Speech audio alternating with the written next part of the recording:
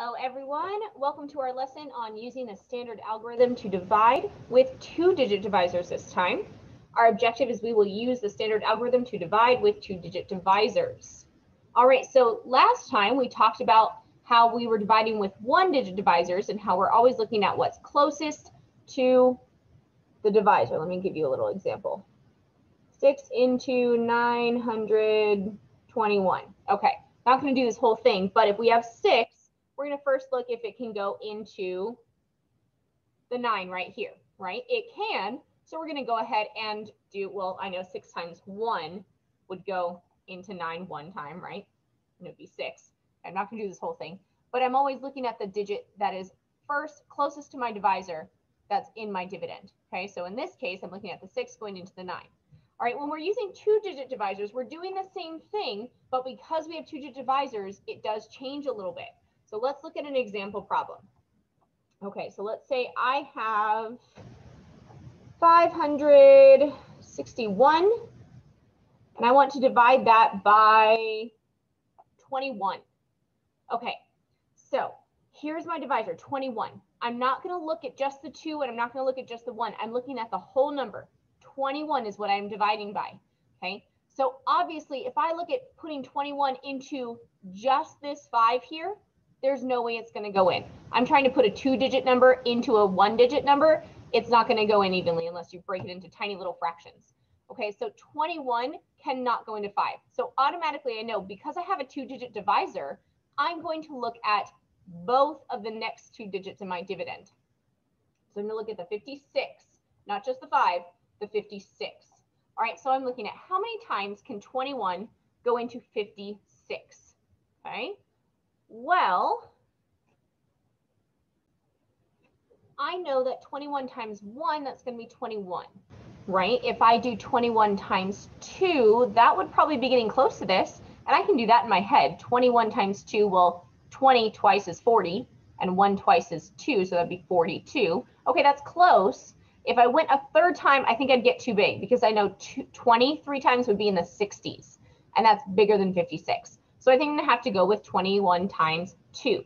So I'm going to put the 2 above my tens place, okay? Because I'm putting this whole number into this whole number, and I always want my quotient to be towards the right side because I'm not putting 21 into this number 200 times. If I put my 2 right here, then that 2 would say that I'm putting 21 into this number 200 times because this is the hundreds place. 21 definitely does not go into 561 200 times. That would be way too big, but it would go in 20 times. So 21 times 2, since this is the tens place, this is a 20, that would make sense with what I'm trying to fill out here. 21 would go into 561 20 times. So now I can multiply this. 21 times 2, well, I figured that out in my head. That is 42. Okay, next thing, I need to subtract this. Okay, now you'll notice when we are using two-digit divisors, our subtraction problem is a little bit larger than what we did when we had a one-digit divisor. With the one digit, I was just subtracting 9 minus 6, that's 3. I know that really easily, right? But now I'm subtracting two digits, and these are slightly bigger numbers. So you might have to take a second to make sure that your subtraction is correct, because you might not know these right off the top of your head like you would with a one-digit divisor. So take your time. Let's think through, okay, 6 minus 2, we know that's 4. 5 minus 4, that's 1. Okay, that was a pretty easy one. Didn't have to borrow, didn't have to move anything over. So that's a pretty easy one, but we want to keep on the lookout for when we do have a more complicated subtraction problem to make sure we're doing that correctly and not messing up our math here, okay? So 56 minus 42, I got 14. Now, I can drop down the 1. All right, now I'm trying to put 21 into 141. 141. Okay, well, I don't know my 21 math facts off the top of my head. I'm doubting you guys don't either. Okay, so what I'm going to have to do is I'm going to have to figure out over here on the side with some multiplication what would go into 141 or what I would multiply by 21 to get 141, or as close as I can to 141. Okay, so I already know 21 times 2, that's 42. That seems way too small. I know 21 times 10, right? Because times 10, all you need to do is put another 0 on because it's shifting the place value. That would be 210. Well, that's too big. So I need to go down a little bit from 10. Okay, let's try, let's try 4. Well, no, let's do a little bit bigger than that. Let's try 6. And I'm just going to see how close I can get to 141. And I'm just doing a quick little multiplication here. 1 times 6, 6, 2 times 6 is 12, 126. Okay, that's close. That's actually really close. So that's possible. I wonder if I can do one more than that. Let me try 21 times 7. Well, 1 times 7, that's 7. 2 times 7, that's 14. Oh, that's close. It's so close, but it's a little bit over. So you know what? I can't use this one. It's too large. I'm going to have to go with the 6. Okay, so 21 times 6, that's going to be 126, which I just figured out over here. And now I can subtract that. Okay, here's where I'm talking about the more complicated subtraction. This is a 3-digit number minus a 3-digit number. We need to make sure we're taking our time and doing this correctly, or our quotient is going to end up being wrong. Okay, so 141 minus 126. Well, this 1, that needs to become a 10, which means my tens place goes down to a 3. 10 minus 6 is 4. 3 minus 2 is 1. 1 minus 1 is 0. Okay, I have 14 here. I have no other numbers to bring down from my dividend. So that means my 14, that's just what's left over of this problem. So I can't put 21 into 14. I can't bring anything else down. 14 is going to be my remainder. Okay, so my answer for this problem is going to be 26, remainder 14. Okay, all right, let's do a slightly more complicated one. We're going to do some larger numbers now. Let's try a thousands place. 3,409 divided by, let's do 12. 3,409 divided by 12. Okay, so luckily I do know quite a few of my 12 facts, so I should be able to help, that should be able to help me out when I'm figuring this out. Now remember, I have 12 here, that's my divisor. I cannot put 12 into 3. So automatically I know I'm not just looking at this thousands place. I need to look at the thousands and the hundreds together, which is 34. Because 12 can go into 34. It cannot go into 3 by itself. So I need to go look at 12 into 34. Okay, well, luckily, I already know my 12 math facts. I know 12 times 2, that's 24. 12 times 3, that's 36. So that's a little bit too much. I'm going to have to stick with the 12 times 2. I'm putting the 2 right here above the hundreds place. Because remember, if I put the 2 on this one, that would mean I'm putting the 12 into the thousands place. And I would say that 12 could go into this number 2,000 times, right? Because that's the thousands place in my quotient. That would not be possible. That's way too big. 12 could go into this number 200 times though. That's why this 2 is in the hundreds place, not in my thousands place. All right, so 12 times 2, we know that's 24. I know I can subtract those, that's easy, 10. Okay, so I have 10. Now I can bring down my tens place. That's 100. Okay, well, I know 12 times 8, that will get me pretty close. 12 times 8, that's 96. I know I couldn't go any higher than that because it would go over 100. So 96 is the closest I can get. And I don't even need to do my borrowing in this one because I can figure out 96 or 100 minus 96. That's 4. They're only 4 away from each other. So I'm just going to do 4 here. All right. Now I'm going to bring down my ones place, which makes my last one I'm trying to figure out 49. This is the last dividend I'm trying to figure out. How many times can 12 go into 49? Okay, well, 12 times 4, that's 48. That's really close. I definitely can't get any closer than that when I'm multiplying by 12. So I'm going to go with 12 times 4. 12 times 4 is 48. If I subtract, that's 1. I have nothing left to bring down here. So that 1, that's my leftovers. So my final answer is going to be 284, remainder 1. All right. Okay, now you'll notice, friends, this is a pretty big number we were dividing here. And we can do this with our other division methods, what we've talked about with chunking and breaking apart these numbers and using multiples that we already know. However, it would probably take us a really long time to be able to figure out such a massive dividend here, 3,409. So by putting it in the standard algorithm, we are breaking it apart into each little section, into the hundreds section, into the tens, and into the ones, but it's going to go a lot faster because we're only looking at a small section at a time. See here, we're only looking at 12 into 34, and it goes in 2 times. Then we were looking at 12 into, oh, sorry, right here, 100, and that was 8 times. And then we were just looking at 12 into 49, and that was 4 times. Okay, so it just breaks this apart into a faster method where we're still doing the same thing, but we are doing it a little bit quicker because we're doing it in sections, and we're just focusing on small parts at a time. All right? Okay, let's do a monster problem together. Let's see how well we can use this standard algorithm with a huge problem. All right, I'm going to do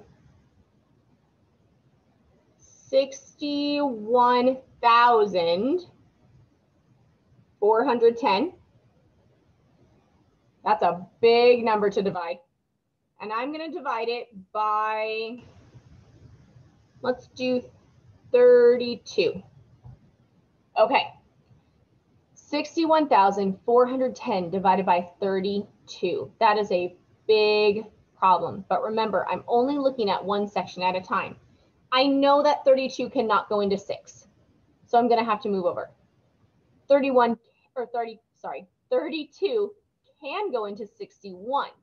So I can work with that. How many times could 32 go into 61? Well, I know one time, that would be 32. If I did 2 times though, well, 2 times 30 would be 60.